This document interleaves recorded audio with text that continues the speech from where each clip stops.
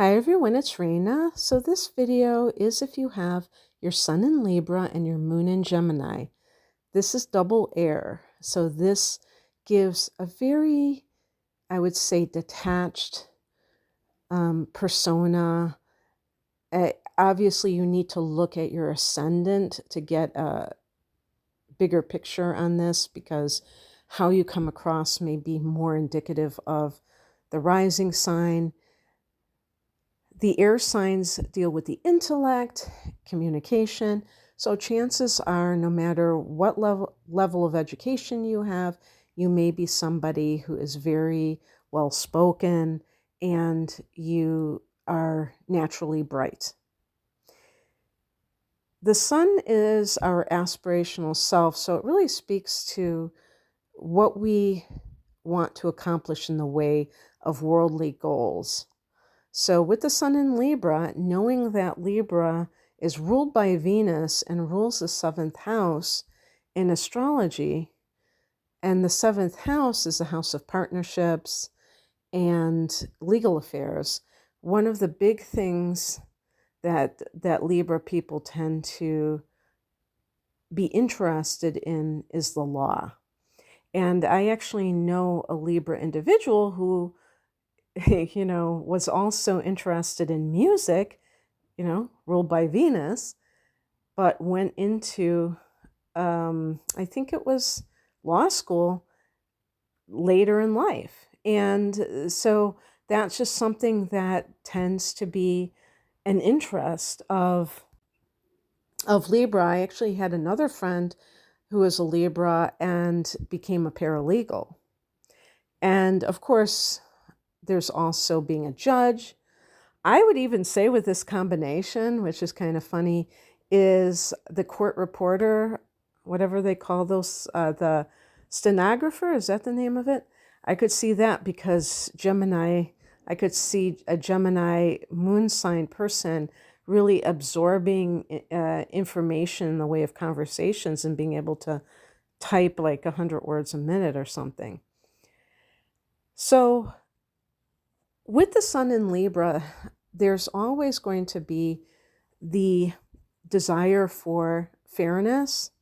And so that can speak to any kind of profession that involves advocacy for those less fortunate. And I say being an advocate because you're actually speaking on behalf of somebody else who is underserved, in an underserved community perhaps. And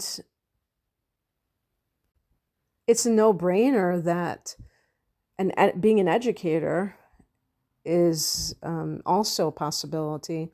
And that can be from elementary school up into academia. This is a very social combination. The air signs are social, but they're not necessarily emotional. Look to your ascendant. If you have a water sign ascendant, you may come across as very caring, but people don't realize that you're a lot more detached than you let on. So let's say your rising sign is Pisces. You may even seem like you're a bit helpless. You're like the damsel in distress if you're a woman. You might be very attractive, but it's kind of like a helpless attractiveness, like a little girl who is lost and in need of somebody to help her, but you are much more independent and capable than that would indicate. Or maybe it's more of a sultry kind of a vibe that you give off if Scorpio is your ascendant, and a little bit more dangerous and intense. And actually, when people get to know you better, they will see that you're not as intense, that you don't really, you might not be possessive or even as emotional as you first seem to be. And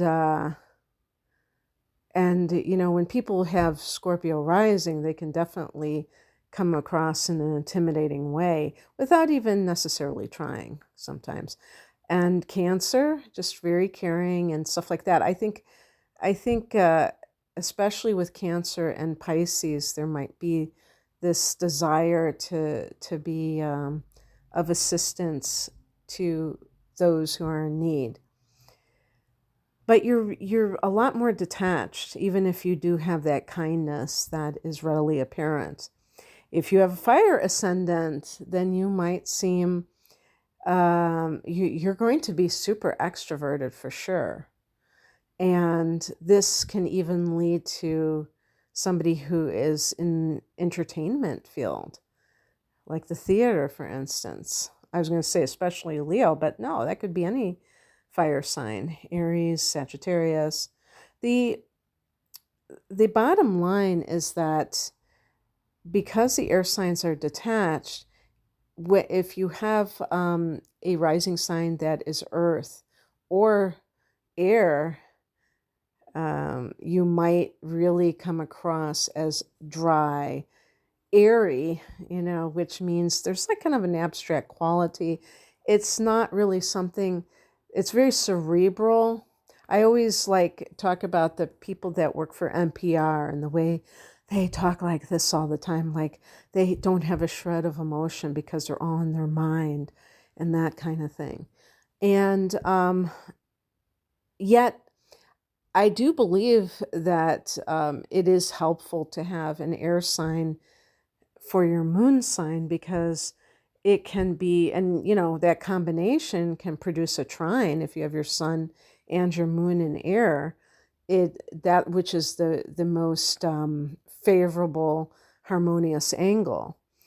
It won't be the case for all of you based on the degree of your sun and moon, but they are in harmonious elements, being of the same element. And I feel like it's a great thing to have with the air because even if you have to deal with trauma in your life, I feel like you are capable of not taking it as personally. Now, this is just kind of a general statement. And, you do have to look at house placement of your sun and moon and everything else that's going on to be able to say that, with complete confidence. But I think it can be a godsend for people that go through a lot of, trauma. And I have had clients that it's like, wow, how do you survive certain things? And I do think that there are aspects in the chart that can make it easier to not take things personally, and that makes it easier to move on from them. The biggest problem is when people feel like victims in their life and then they stop trying to improve things because they're like, what's the use? With the moon in Gemini, you may find it easier to talk about your feelings than to actually feel them. And I'm also looking at the sun sign that will kind of enable that. Be careful that you avoid dealing with your feelings, that you intellectualize them, that you make them abstract, because that can lead to sublimation and eventually, your organism it's just like anything. If somebody's consuming a lot of toxic foods, they may have a health crisis. Well, in terms of mental health, it's very important to detoxify all the time. And if there's something that happens to you that is unpleasant, if you have a conflict with someone, there may be a natural tendency, especially with the sun in Libra, to avoid conflict. So even if somebody has done something completely egregious, you may be reluctant to call them on it. And I mean, I don't mean to insult your great intelligence, but what I would say about that is remember that you don't have to scream at the top of your lungs to let somebody know that you are displeased with what they have done. As a matter of fact, I think that one of the greatest ways to deal with things like that is to be completely in control and talking in a very measured way, but a very, like, it can still be a very firm tone as well, not wavering or anything like that. Libra tends to be a people pleaser, and this is because of the rulership of Venus. I feel that there is this desire. Well, I mean, Libra is also connected to, the scales. That's the symbol of Libra. So there's always this desire for balance. And of course, that could have to do with Libra and, Venus and harmony. But that kind of, I feel like there's also a need to be approved of. And this is very problematic. And I know that there are a lot of Libra people who suffer from this issue, and they may think that it's logical to want to keep the peace because you don't want to make this an ugly world by, having to talk about unpleasant things.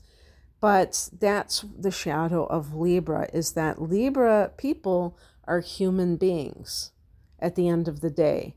So they get pissed off. You get pissed off like anybody else. And you may, because your moon is in Gemini, try to make light of it and try to joke it away. That's not a good tactic to use. It's important sometimes to be serious emotionally. And if somebody is insulting to you, to let them know in no uncertain terms that you're not having that. And just by saying, I'm not going to let you treat me like that, can be amazingly effective. But you also have to follow through. And what's interesting is that I have known for a long time that Libra is a sign that is plagued with indecision. This is one of the reasons why Libra is so interested in the law, because you have the ability to look at a situation from different standpoints and not just the obvious position. But unfortunately, when somebody has that ability, it makes it hard to narrow it down on what they should do. So I don't think it's uncommon for Libra people to ask other people what they should do. And that can be really reinforcing your own lack of having a core self. When I use the word self, it's with a little s, because it's not your ultimate self, which is the spiritual you. But I'm talking about this ego, this persona, this identity in this lifetime. You're going to have a core personality. And yet Libra people sometimes come across like they don't have a core personality because they're so busy polling people and seeing what their opinions are before they decide what to do. A perfect example of this, which is really maddening to me, is when someone will, like if I'm in a cafe, I tend to hang around cafes a lot, and I'll hear somebody, let's say there are a bunch of scones in the window of the counter window, and the person will say, "What is the most popular scone?" And it's like they're going with the most popular thing. It's like, don't you, if somebody tells you what the different flavors are, you're not able to decide for yourself what you like the best and you have to go with the general consensus. So it's like not really knowing what you want. And this is based on Libra people tending to be other oriented. So you have to bring it back to the self. And this is especially important in relationships because it's very easy to lose yourself in somebody else. Even though this is a double masculine combination, meaning that, you possibly have more of an assertive nature, especially if you're a woman, but I think even a male might do this because Libra is so oriented with relationships, is that you may lose yourself in relationships. And the moon in Gemini can make you very changeable in your emotions and open, maybe emotionally able to adapt to a particular relationship. But you have to have that core self. And speaking of the moon, in terms of emotions, with the moon in Gemini, you may be rather fickle when it comes to your emotional nature. Maybe it's very easy for you to change your affections or change your opinions because, like an opinion, yes, it's a thought, so we might look at Mercury more for our thoughts, but it carries that emotional charge with it. Like we say, I like this, I hate that. There's like strong emotions attached to those thoughts. So those would be opinions. And with Gemini, it's kind of like detached, and it's a mutable, Gemini is a mutable sign. And it's like, okay, well, this is what, mercurial can be changeable. So yeah, today I like this, tomorrow I can't stand it. And that could include people, places, or things. So there's an inconstancy sometimes. And when it comes to like love, it could be, that's why I was talking about fickle nature, where you don't have stable affections for someone because you are so open to change. Or another possibility is that you fall in love at the drop of a hat, and like somebody who has, like, for instance, if you're a Libra sun and you have the moon in Scorpio, you're going to be much less likely to just go from one person to the other, because it would be almost unheard of for somebody like that to do so, because the moon in Scorpio loves fiercely, but it's a fixed sign.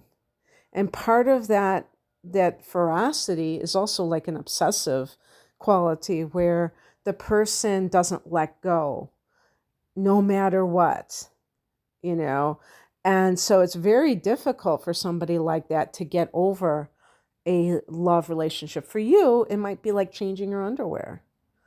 And so that could be kind of like a little bit tricky if you're trying to find a permanent relationship. You definitely should look at not only, what the person looks like, and I don't mean to insult Libra individuals, but you are in love with beauty and aesthetics. And so you may, and especially if you have Venus in Libra, you may be inclined to be attracted to somebody simply because of how attractive they are.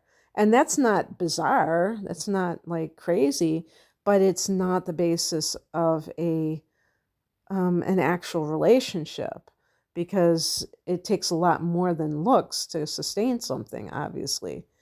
So there could be some kind of situation involving you with relationships where you are kind of like in love with love. I've said this before about Libra, because saying somebody's in love with love implies that love is this concept for the person rather than this strong emotion. And that certainly is how I perceive Libra. It's like the mental construct. But are they really feeling it on a visceral level, or is it just all in the mind, is a real question. Speaking of that, another thing I've joked about, and I would say this in general about the air signs, is that they enjoy talking more about emotions than feeling them. That's what they love about therapy. They can talk about their emotions, they can analyze their emotions, but they don't necessarily have to feel them. That would be a downside for sure. So, and I do think that a Libra person, or even you could say a Gemini person, any air sign person, but you've got this combination, can be neurotic. And what I mean by that is that the person tends to think too much, and it affects their mental health. It's not downright insanity. It's like kind of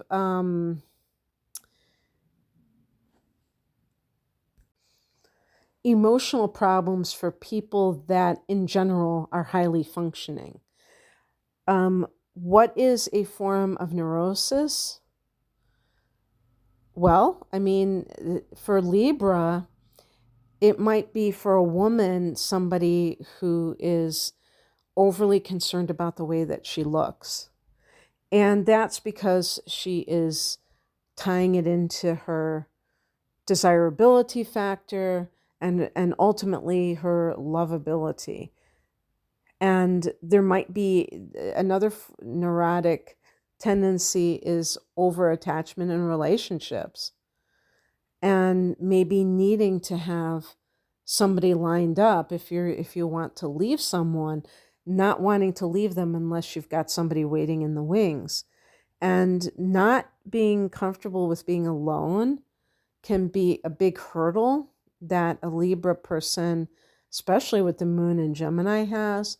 But once you master it, you can feel a lot more autonomous, where you're not dependent on relationships to feel okay about yourself. But I do think, this combination, if other factors determine it, may be quite independent. I'm not saying that everybody with this combination is just dependent on relationships.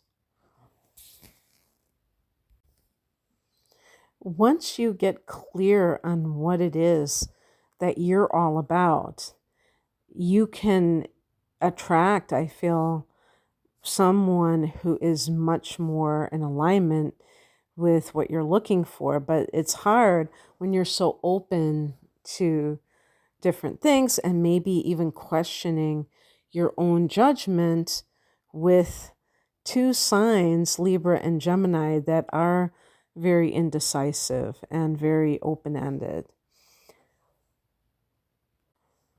But having said all of that, this is such a fun combination. You're probably the life of the party in the best sort of way. The rising sign can indicate how you behave around other people. And using the example of somebody who is Scorpio rising, for instance, you may be slow to warm up if you're in an environment that you don't know most of the people or any of the people, because a water sign, rising sign, tends to fare better with people that they are familiar with when it's right off the bat. If you're in a new situation, you could be a little bit standoffish, but not in an unfriendly way. You're going to just be maybe kind of getting a feel for what is happening and maybe warming up, feeling less self-conscious sometimes, because definitely Libra Gemini as a combination itself can be very gregarious. You're probably very witty. Oscar Wilde was a Libra, and there are so many of his quotes that we say, over 100 years later, we're still quoting him. And he was who knows? Maybe he had, I don't know what his moon sign was, but Gemini is known for cleverness and just kind of having a good sense of humor. So I definitely think that you might be popular and might be somebody who people want to invite to social engagements and the like. So you might even be someone who is a public speaker, or you might have talent in writing. Okay, that's what I have for you. I hope that this resonated. If you would like a private reading, the link is below. Take care. Bye.